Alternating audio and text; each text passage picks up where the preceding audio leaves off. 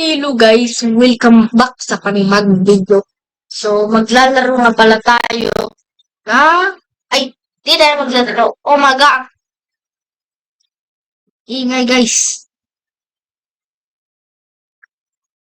So, ito na. So, ito na.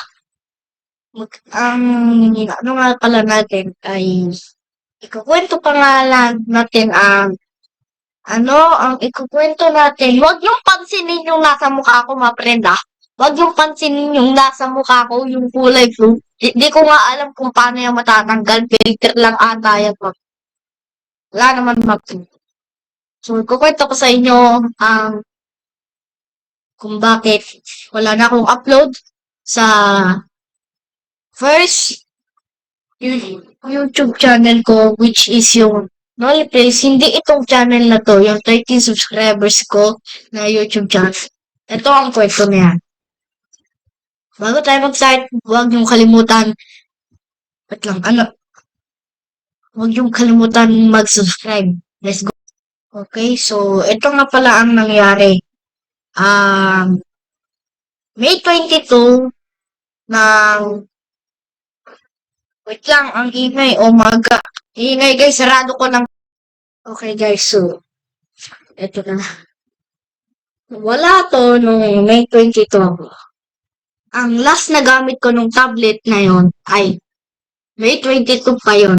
Ito yung last upload ko, yung we just hit 11 subscribers in just 3 months.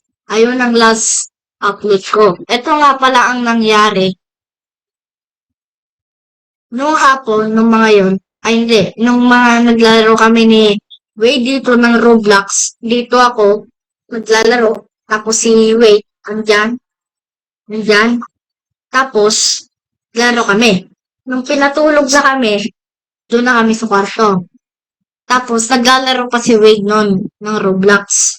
Tapos, nung paparating na nakita na ni Wade na may pabukas na yung pinto, binigay niya sa akin yung tablet niya, ma friend. Tapos, nilagay ko doon sa ibabaw ng damitan ko. Tandang-tanda ko pa kung nasan ko yung nilagay. Tapos, nung natulog na kami, di ba? So, nung hapon naman ngayon, nagmerienda kami. Tapos, pumunta kami sa bahay nila Wei kasi makikipaglaro ako ng batuhang bata. At saka nung pag-uwi ko na, hinahanap ko yung tablet ko kasi i-charge ko. May 22 pa rin yun. Ano pa yun, nung pag-uwi ko, hapon naman ngayon, magagabi na. Nung hinahanap ko yun, kasi i-charge ko nga, di ba? Kasi lobat.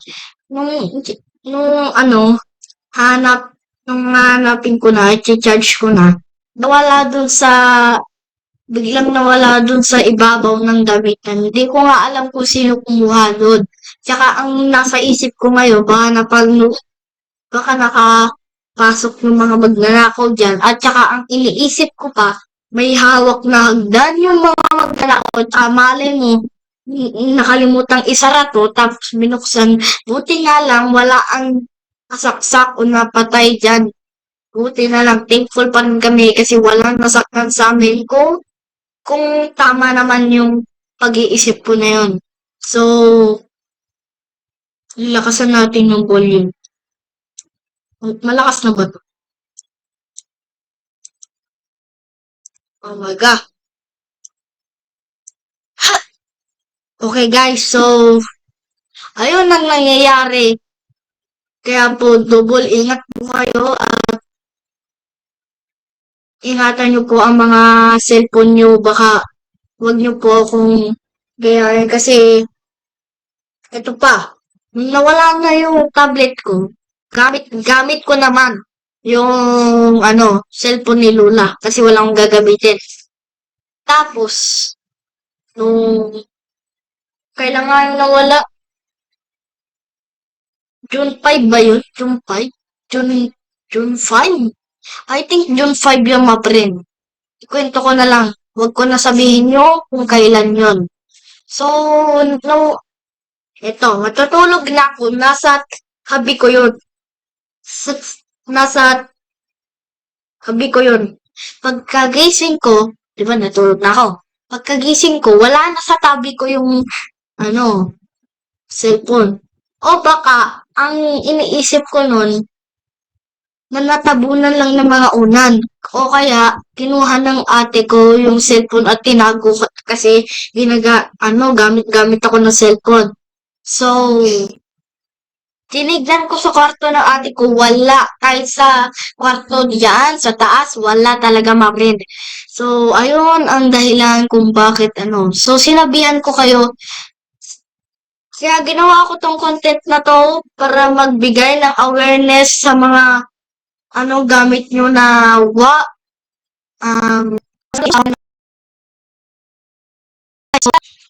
mapren sana naging awareness tong video na to. Sana wag niyong kalimutan mag-subscribe and share, like, comment, and click the notification bell para may updated ka sa mga panibago kong video. Bye-bye!